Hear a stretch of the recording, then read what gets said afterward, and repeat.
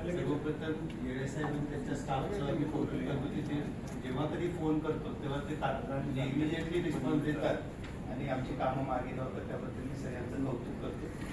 काही काही मूलभूत अशा अडचणी आहेत त्या आपल्याला सॉल्व्ह करणं गरजेचं आहे. त्यामुळे त्या आपलं पावसाळ्यापूर्वी जी कामं करणं गरजेचं आहे ती व्हायला पाहिजे. कारण बालाजी नगरमध्ये स्पेशली ड्रेनेजच्या खूप अडचणी आहेतच अजूनही. त्या बाहेरच्या बाजूला ज्या झालेल्या आहेत ती कामं चांगली झाली, पण अंतर्गत जी आहेत त्याची ड्रेनेजची कामं अजून चांगल्या पद्धतीने व्हायला पाहिजे. नाहीतर खूप त्यांचं म्हणजे नागरिक खूप त्रस्त होतात पावसाळ्यामध्ये. ड्रेनेज आणि पाणी पुरवठा म्हणजे तिकडच्या दुसरं आपल्या सोसायटीजमध्ये पाणी पुरवठा कमी आहे आणि त्याबद्दल आपण वारंवार चर्चा झालेलीच आहे.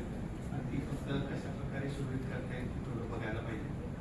तिसरं संविधान भवन जे आहे तिथल्या कामाचा जरा आढावा एकदा आम्हाला सगळ्यांना त्या काय परिस्थिती आहे आणि त्याचं ऍटलिस्ट कंपाऊंड तरी करून घ्यायला पाहिजे, जेणेकरून ते तिथं काय परिस्थिती आहे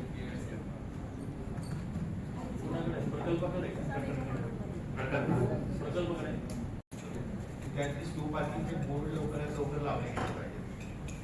कुणाकडे काम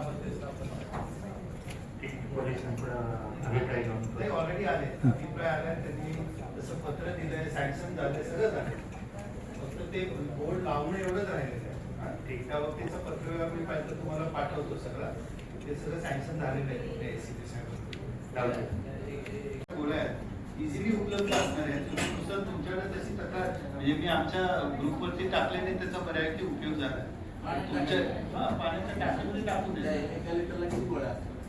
30-40 गोळ्या जरी घेऊन टाकल्या एका वेळेस